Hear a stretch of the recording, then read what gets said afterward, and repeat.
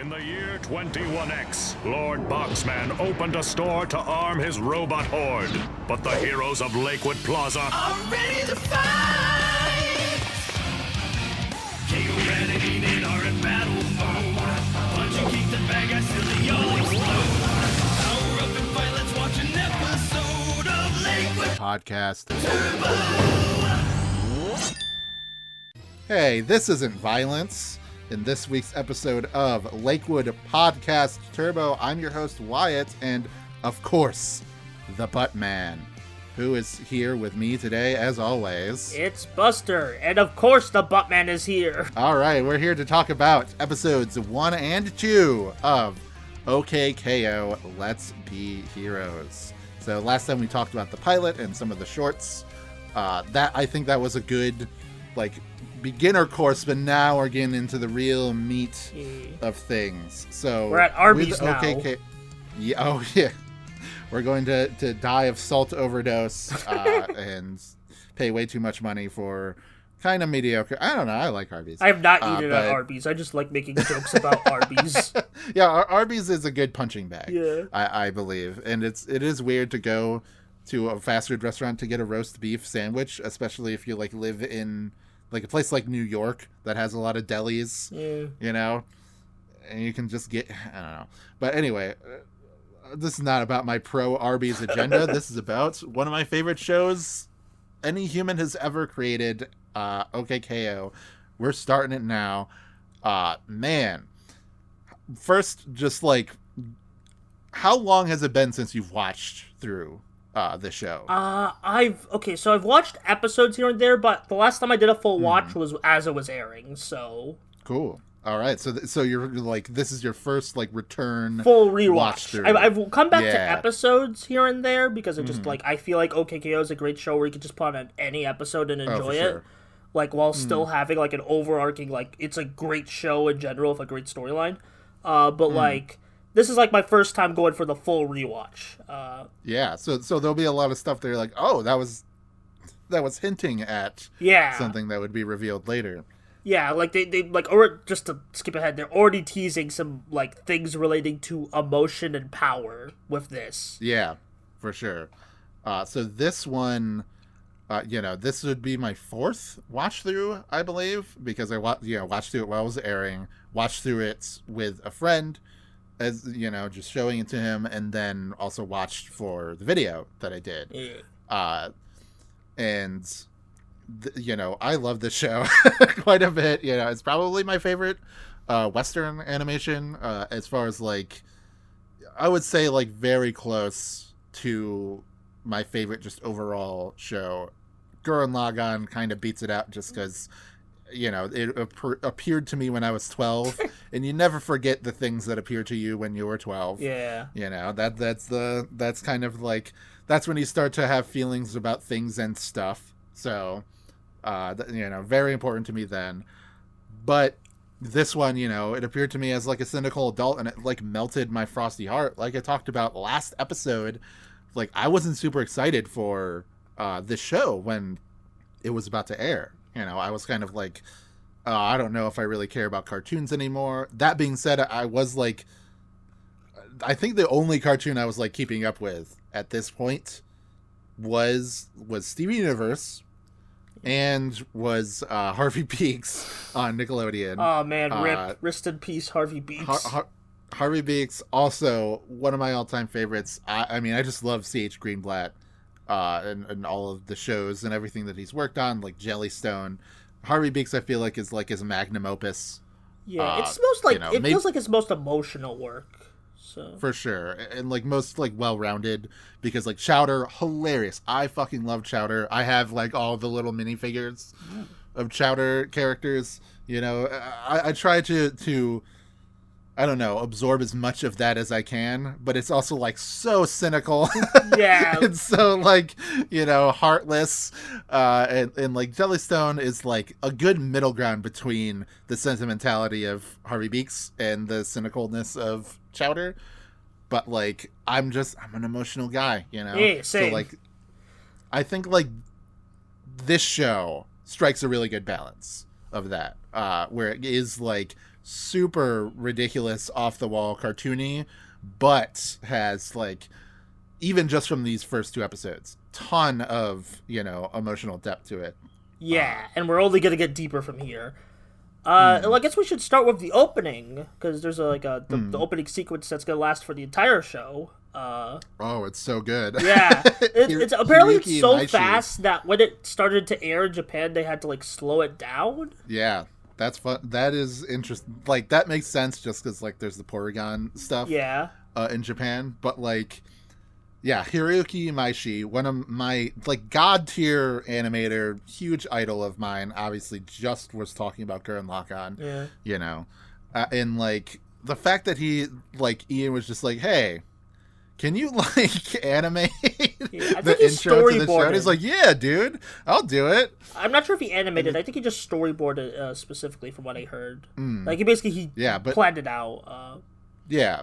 So, but like, basically when a Trigger guy does a storyboard, the way that it's like storyboarded, like you can tell that it was them. Like there's no like mixing into the production, like when Yoshifumi Hori, like his cuts like way later on in the like near the end of the show, those are like you can immediately tell like, oh yeah, this is an anime guy doing these, like he's boarding it like it is an anime. Yeah, but it's really cool. Same thing with like that Trigger just like they are so willing to collaborate with others, because like they even freaking like, to bring up Doug Edgers, they freaking designed a character for the first season of that show, and that's like, I don't know, I just really like how willing for collaboration they are.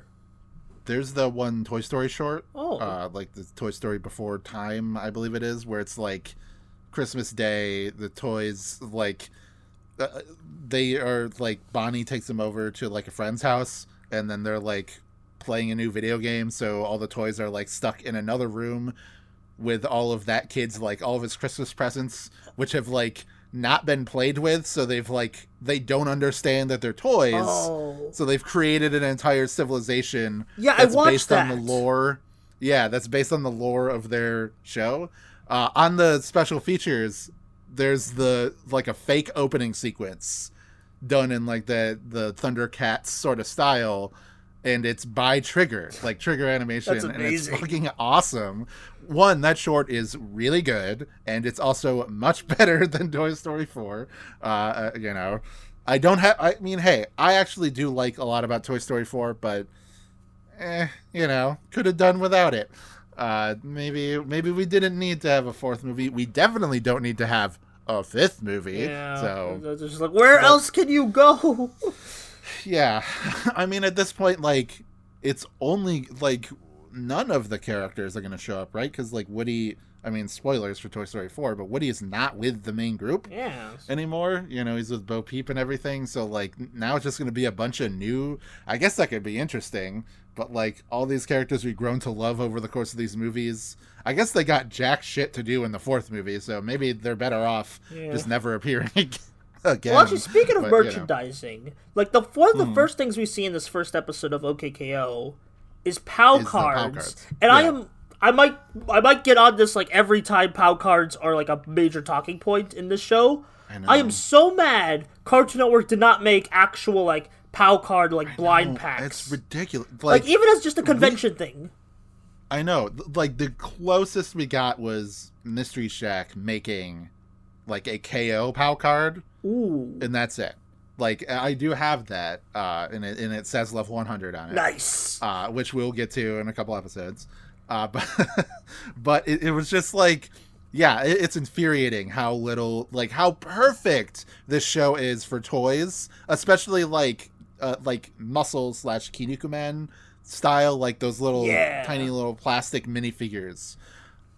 Would have been perfect. Yeah, I would have bought totally it all cheap up. To produce. Get Bandai to do it. Bam. I would have gotten so many of those goddamn things. Literally, the fact that like cartoons now just like can't sell toys. So weird. And like people just don't want to make toys. It's ridiculous. The fact that we got the Voltron, like the little Netflix toy Voltron line toys. There was so little. You only got 3 out of the 5 main characters, And I own them, and they're shit toys. They are awful. Yeah, but the fact that they exist at all is like a fucking miracle compared to like most shows. Like, there's no toy line for, OK KO. There's no toy line for like Craig of the Creek. Again, another thing where it's like, oh man, here's all these different like characters, that you would like to have. Like, oh yeah, of course, I want to collect all of the horse girls. I want to, I want to all the Creek elders, things like that. Like, totally easy. Steven Universe, I feel like, was the last one where they were doing like those type, but they're all like collectible toys. I just want like a figure, like a toy that like you would play with. The Funko Pops, but no, I don't. I refuse. I don't care. I don't care about like if the character doesn't have like a proper figure outside of the Funko Pop. I just refuse. And like, yeah, exactly. Like, I think the only currently running cartoon that has a toy line is the He-Man like reboot, the CGI one. Yeah. Which, I mean, I like that show, but like also, come on. And, like, and say like those shows that are made to sell toys, like Transformers and stuff. Yeah. That's like, maybe that's why I like Transformers so much, is because it's the only way that I can like express my fandom of a thing by buying toys of it and putting them on my shelf. Yeah, it's the last beacon I'm a Beast Wars fan. An old America. Yeah. Yeah, the Reagan era. But I mean, just talking about that intro though, or that opening sequence of the episode where we're in KO's eyes and we're like looking, in the back of his mom's car, like the fact that this is a kid's show, obviously, like that's probably relatable to a lot of the people watching. But to me as an adult, it's extremely nostalgic, like being in the back of the car, looking at the Yu-Gi-Oh cards that I just pulled. And then talking to my mom, being like, "Oh man, tribute to the doomed. I can discard a card and destroy a monster on the field." Like, and she's like, "That's great, honey." Yeah. I'm glad I spent $4 on a pack of cardboard. Yeah, like when I'm just like freaking talking to people about, "Oh look, I just got this game. It's like a niche JRPG, but it's like super cool." Yeah, telling my mom about Metroid lore, stuff like that in the back of the car. It's just like very relatable, very touching like intro where we get like, we immediately see what kind of world it is, with all these like crazy, like we see like, oh, all these heroes in this binder. And then we immediately see, oh, these aren't fake characters like, Kinnikuman or whatever. These are real people. Yeah, kind of micro celebrities in a way. Yeah, and like the, Punching Judy is fighting the Flu. And then, like, you see the Flu, and I looked it up. I don't think the Flu doesn't appear ever again. Rip. It's only a character that exists in that one intro sequence, Yeah. And I do want to mention this for every episode. The title card, the production number, I believe, is 5. So that means that they made 4 episodes before making this one. Which is like a good sign, I think, because it's like they wanted to get this one right, from what I heard. Yeah. So I believe all of the ones where it's still Stephanie Nadolny playing KO, because she is in a few of the early episodes. Yeah, she's only in 4 through 6. So yeah, well, and also there's one later. There's like episode 12. Yeah. Be a Pebble, which is like that one. Has. Yeah, I think that was like the first one they produced, from what I heard. Yeah, and that one is weird, but it feels like one of the shorts that we talked about, where it's like very simplistic. Yeah. But that's for another day. Everything like, yeah, we'll talk about that when we get there. But I did want to mention that this is boarded by Geneva Hodson and Mira Ongchua. Which is interesting because I always consider, like, all the people have like board partners, it's like usually comes in 2s. Later on, Parker Simmons and Mira Ongchua would be partners. Ooh. Like in the Back in Red Action and like those episodes, like they would be partners. So it was interesting to see early on that Geneva and Mira were board partners. Maybe a little bit nerdy of me to even mention it, but either way, I do really like, I love both of their art styles. Geneva is a lot like rounder and cuter with their art style, and Mira definitely more like realistic, sort of like anime proportions with the characters, especially in like action scenes. Like characters are like very dynamic. It feels like they have like a great handle on that kind of stuff. I will recommend Road Queen, The Eternal Road Trip to Love, which is a webcomic by Amira. Excellent graphic novel. Pick it up I found it at Barnes and Noble, and I was like, man, this rules. So if you want more of that style, like completely like not filtered through OK KO, check that out. Yeah. But how do we feel about KO's like, we talked about it a bit, but like KO's new voice actor? Basically this is basically the voice for the character for the whole show, and they basically sell the kind of like innocent but a naivety but like still like earnestness that KO has, you know? A lot of buzzwords, but like, you know, he's very like, KO's like, I always associate him with just a beacon of positivity and hope, and like the new voice actor, I forgot her name, but like she does it really Courtney well. Courtney Taylor is the she does a great job as KO throughout the whole show, and she's already like putting in like A+ stuff at the beginning. Yeah, first episode again, like very weirdly somber in a lot of ways, like with the KO's inner narration. Like it's a very goofy, vivacious show, but you can tell that there's a lot of like coming of age energy right off the bat. Like that first, you know, the first sequence of like him like getting to the plaza and seeing like all the sights to see, and then like getting the credit card from his mom and then going and like buying all the stuff. Like we just get like these micro introductions to like these characters that will be super important later on, like Rad and Enid. And then we get like, of course there's a parody of a Dezaki shots as he's leaving the store, you know, like the painted still frame. Oh yeah, that.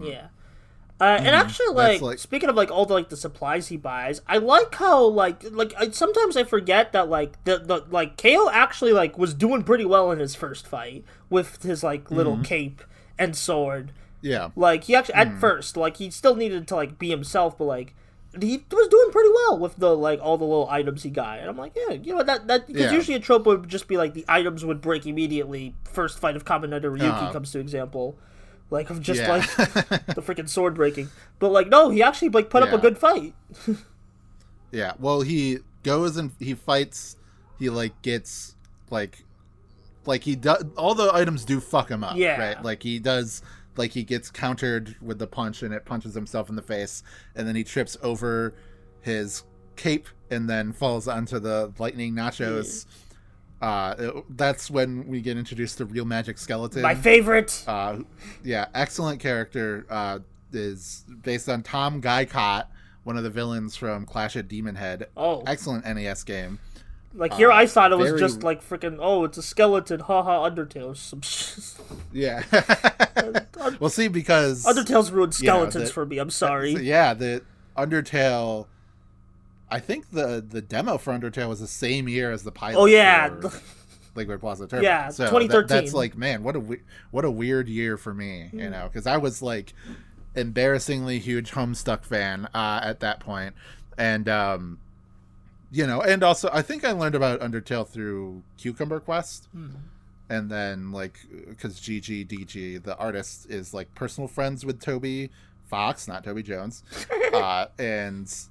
Two different Tobys, and she promoted the demo like, hey, check this out, it's pretty cool. And I played, I was like, this is pretty cool. I remember when the Kickstarter for Undertale came out, and it was like the goal was $5,000, and then it got 50,000, and I was like, whoa, that's crazy, it got 10 times its goal. If people could travel back in time, an Undertale Kickstarter, that would get like $5 million. Yeah, I mean, not $50,000. I mean, if the Spam to Deltarune charity event was any indication, yeah, like it just becomes such a big brand. I fucking love Deltarune. Mwah, I love it so much. Same.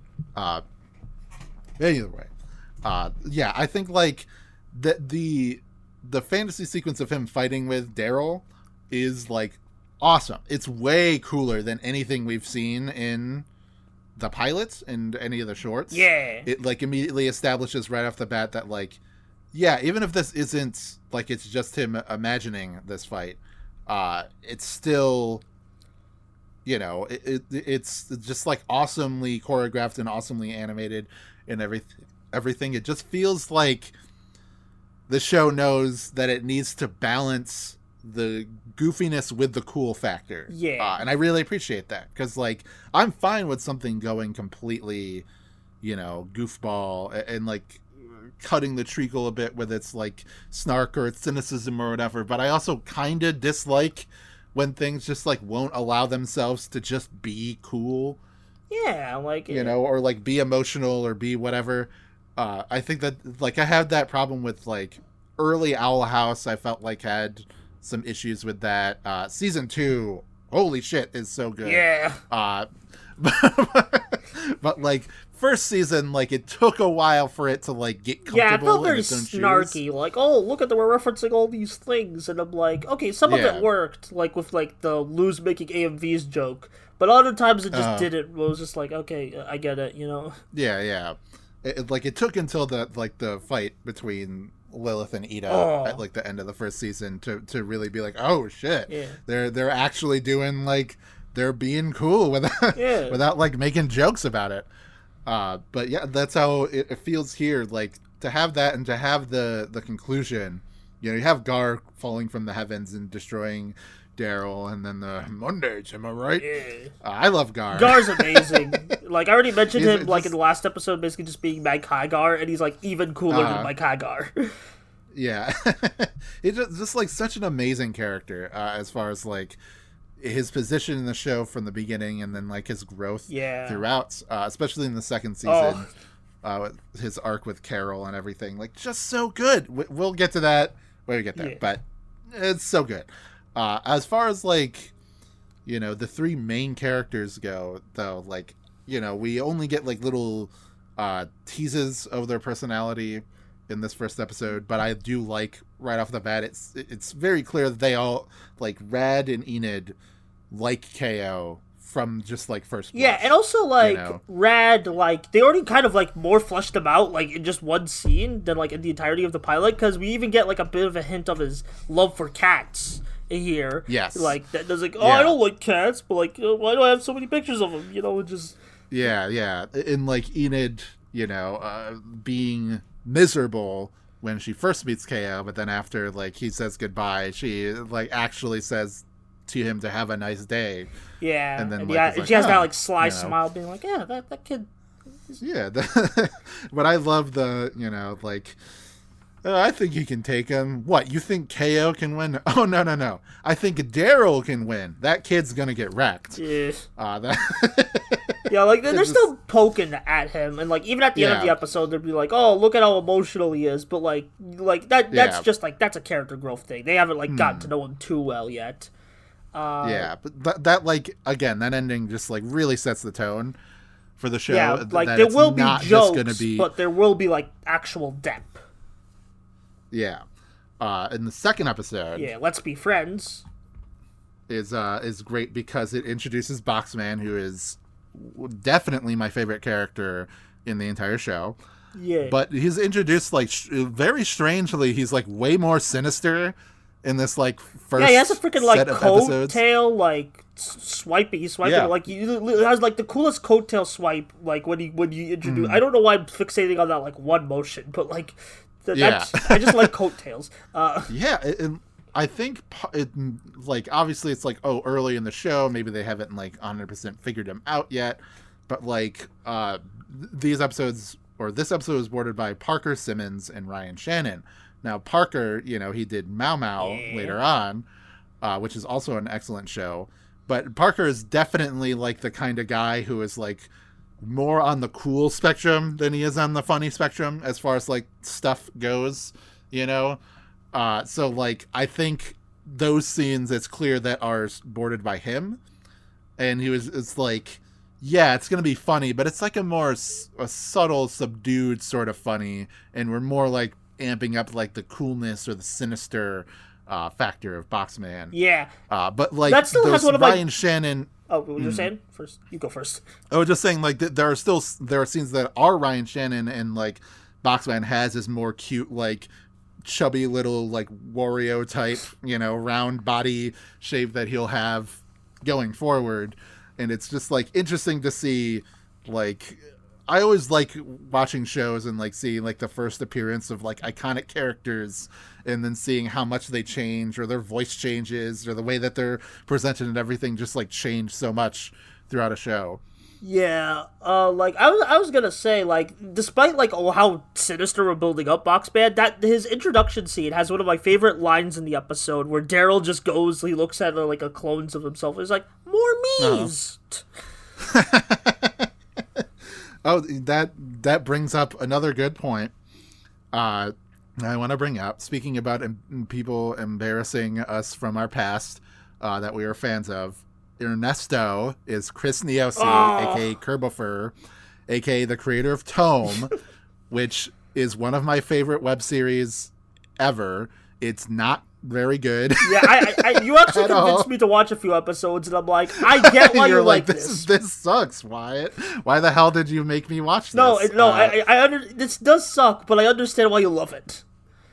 Yes, it has that factor of like, wow, this is lame, but like the fact that one guy like just went out there and made like a complete show, right? Beginning, middle, and end, everything all wrapped up. It's done. Now, Chris Neosi himself, the person, total asshole. You know, I don't have any empathy for him. He sucks. The fact that he got like bananated by Nintendo because he broke NDA by revealing that Byleth was going to be in Smash, because he wanted to brag to his girlfriend that he was having a fight with. That is like, oh, I'm going to be in Smash Brothers and you're nothing, you know, like that is so pathetic and funny.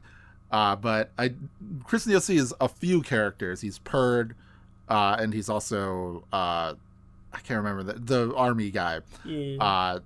Yeah, the army guy. Like, I wanted to bring him up like next episode, but that's next episode. Yeah. But like, yeah. So like, I think he's a fine voice actor, and I don't think that his presence like bothers me really as far as he's only a few characters. You know, besides, I think Ernesto has a very pretty design. I really like Ernesto's design here. He's a cool. He's a really cool. He's got top design, hat. Really He cool freaking character. looks like a roboticized version of a reoccurring character Eve uses in his music videos. I don't know if you know who Eve is. Like, he does like music. I do not. Yeah, he's done a couple anime OPs and AEDs recently. But like I mostly know him for his like original songs, like he does on his own, and they have some really cool music videos. I'll link you sometime later. Yeah.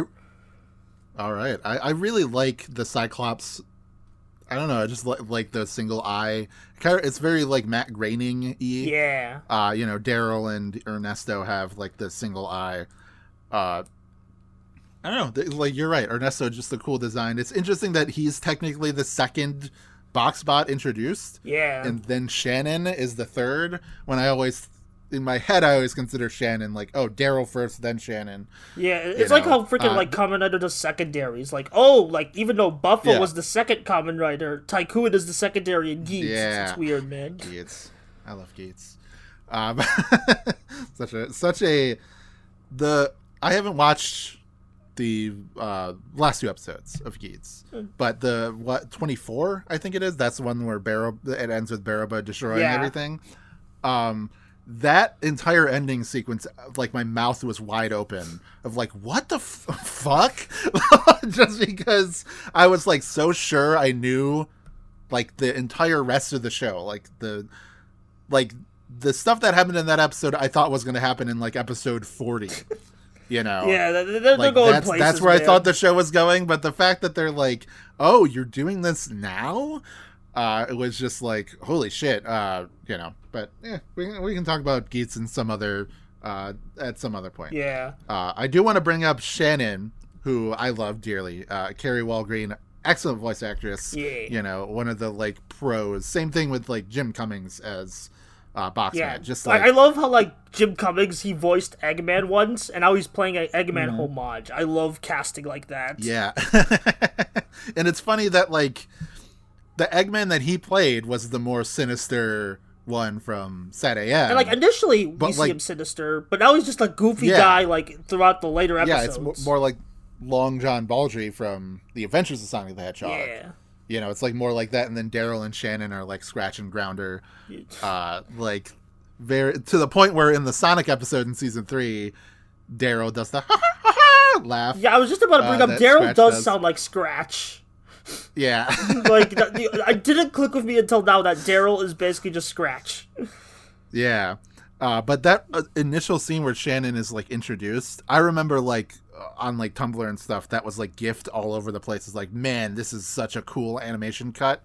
She, like, spins around and then, like, wheels around with the blades. And the, like, the piano music that plays is, like, very Mega Man. It feels like a Mega Man level theme. And she looks like a Mega Man boss. Yeah. You know, like, even more so than Daryl. And oh my god, we should just Jake Kaufman, you know, Mint Potion doing the music. Like, holy fucking shit.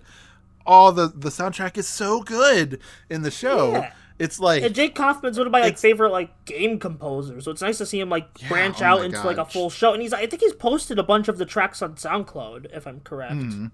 Yeah. I've used, like, for videos on OK KO, I'd always try to use like sound clips from like the show because you could find them easily. Jake Kaufman, Shovel Knight, one of my favorite video games ever made. Same. Fucking amazing soundtrack on Shovel Knight. So it was just like it felt like that was the final nail in the coffin to like, oh, I love this show. You know, I realized that I feel like, I mean, I'll talk about in a couple episodes the point where I realized how much I love this show, but like, that was like the final ingredient to begin the brew of like, oh, I'm not, you know, I am hyped for this. I am excited for more of this, you know, things like that. So I don't know. I love the introduction of Shannon as like this threatening, more powerful adversary than Daryl, but then she just gets jobbed off screen. That's funny. I do like the moment where she like tries to like, you know, put on the lipstick and she just smears it all over her face.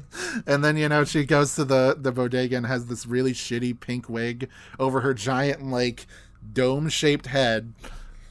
Just very funny. And then just like that whole like sequence of you know, Red and Enid coming in to save KO, and like Boxman, you know, he's very like Care Bears type villain with his like, oh, I hate friendship and it's icky, it's disgusting, you know. Ironic given what will happen later. Oh yeah, he becomes friends, wink wink, with somebody else. But ooh, one of my favorite character pairings of all time. Same. But yeah, I like that whole section there. I don't know, it's just really sweet. It's awesome. Yeah, it's really sweet to see like, oh, they save him and everything.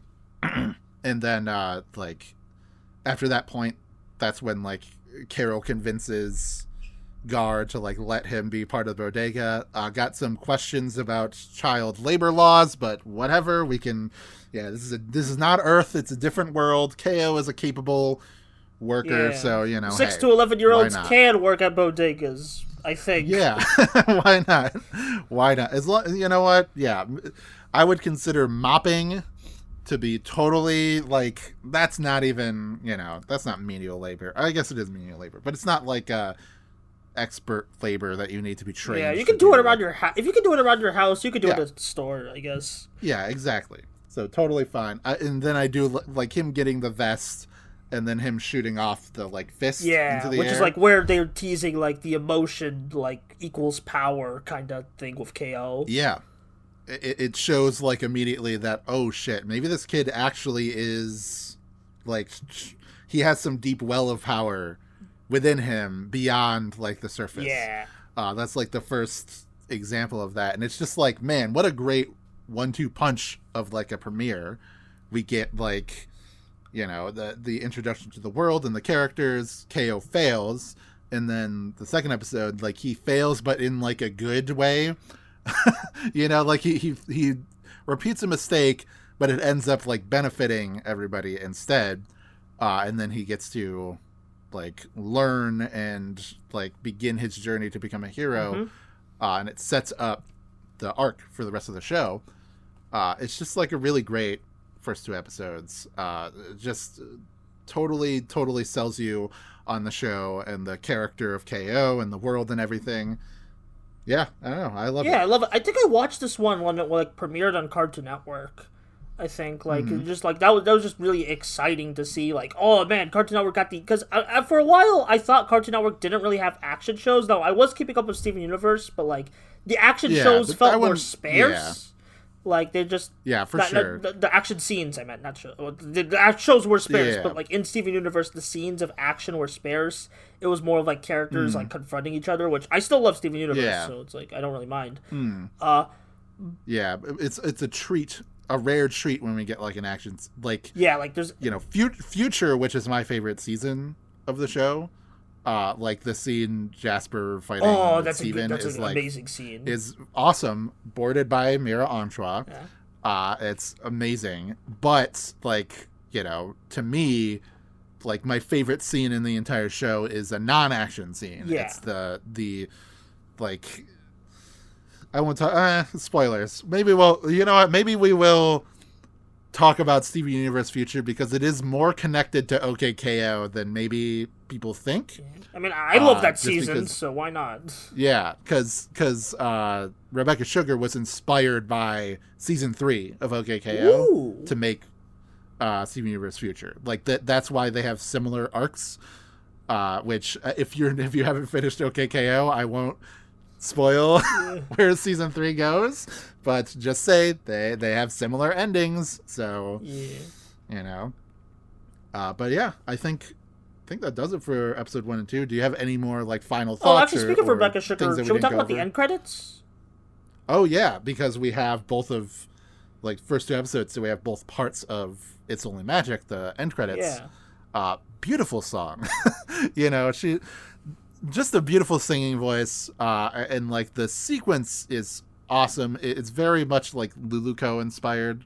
Again, another like trigger. I haven't seen Luluco yet, but like I do love the paper cutout, like kind of, and just putting it in like real like LA areas, and just like that's a cool aesthetic to me. Yeah, Luluco has that, but with like Tokyo, and it also has like a very chill sort of like more like it's a crazy show, but like. It's very similar to OK KO in a lot. It's my favorite. Like ever since they've made Trigger, it's my favorite thing that Trigger has done. Is what I'll say. Like in the sense that like I like Kill la Kill quite a bit. Little Witch Academia, great show. Gridman. All good shows. I enjoy them quite a bit. But like Luluco's the closest it came to being like, oh my god, this is almost as good as. Gurren Lagann. Not quite, because nothing is, but it's still very good. And so I would say if you're a fan of OK KO, then definitely check out Luluco. But yeah, it reminded me of that. And I think my only problem with the credits is that the names, they just go by way too fast. Yeah. So it's just like kind of hard I have to like keep pausing. Like that's kind of like a problem with like late 2010s moving into 2020s like kids shows or just shows aimed for all ages. The openings and credits are just so short now. Like we don't get like minute long songs. We have to like freaking Power Ranger themes are now constructed to 30 seconds instead of like a full minute. Yeah, and that really hurts some of the songs. I'm telling you. And like this opening sequence, the fact that we got a full version of it. Like at the end of the show, it's like a miracle. Right. Yeah, that's very good. But yeah, like, man, what are some good ending things of modern cartoons? There's the Amphibia, fantastic. Oh, yeah, Amphibia's two good endings. That's yeah, and then Owl House has an okay one. Yeah, I mean, there's the first season one where it's like Lou's walking. I was referring to the season 2 one. That's the one. Yeah, the second season one, which is like all the lore. Yeah, the lore like murals, the pictures and everything. Yeah, that's really cool. Then there's like Craig the Creek, great one with all the kid, like Craig and his family at the dinner table. Like, that's such a good vibe because it's like, oh yeah, the day's over, let's just eat dinner. That's phenomenal. And then, phenomenal use. Maybe my favorite of like very underrated. I'm not sure if I've seen anybody mention this ending theme, but Big City Greens has like a fantastic. I have not watched ending theme an episode to completion yet, and I should because everyone keeps telling me it's a great show. It's good. It's good as hell. So, but yeah, I mean, I feel like Big City Greens, DuckTales, and this, and then like the year later, Craig of the Creek, was like when I fully became the monster that I am today, where I'm just like, if there is a new cartoon that comes out, I will watch it. You know, like, no matter what. I mean, maybe not like preschool shows or whatever, besides Bluey. But I was about to bring that up. But that's because she's the queen and she rules over all. But, you know, that's beside the point. But like, for sure, like, this definitely like reawakened, like, these set of shows reawakened my love for Western animation.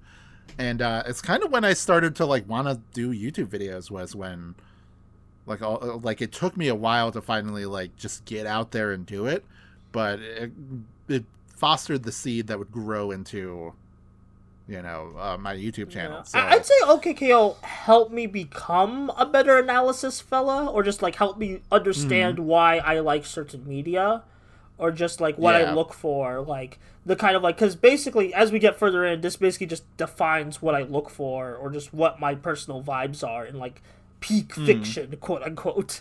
Yeah, for sure. Like, there are shows that I really love that have come after OK KO that I'm always like, oh, it's like OK KO. You know, I don't love them quite as much, but I still love them dearly. Stuff like Centaur World, stuff like Battle Kitty are like, yeah, these are the closest to that same vibe. Moon of, Girl like, and Devil Dinosaur, that just came out by the time we're recording yeah, this. I actually haven't seen, I have not seen that yet. Yeah. I do want to watch it.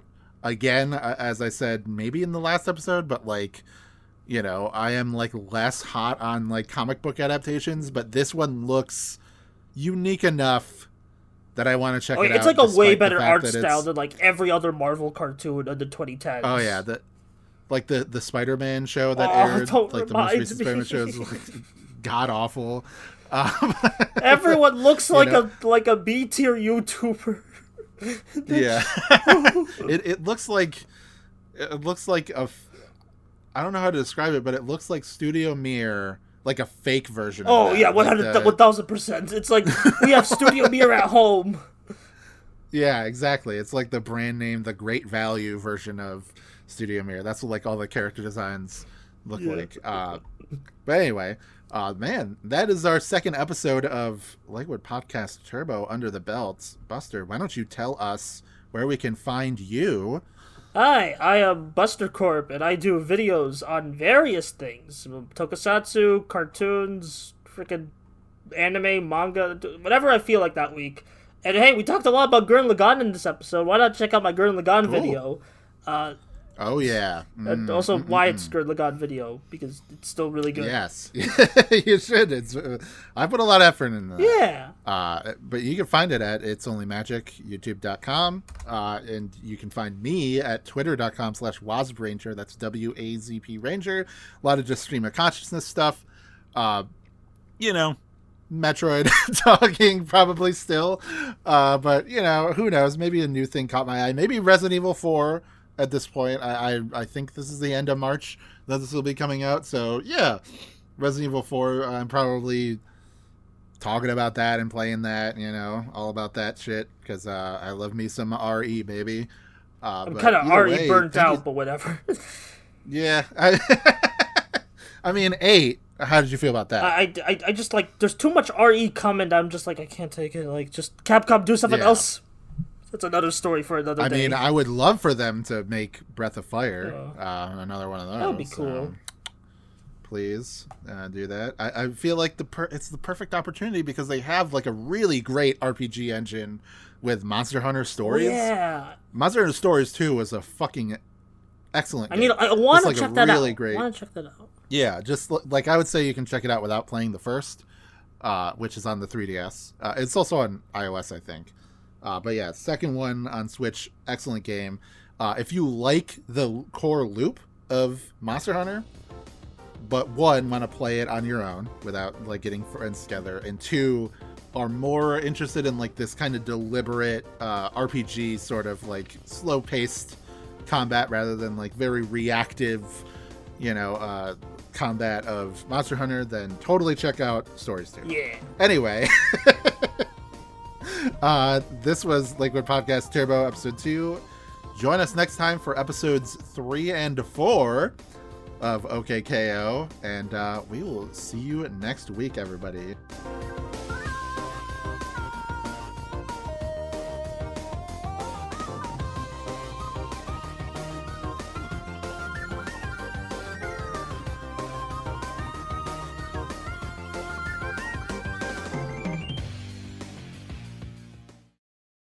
Evil?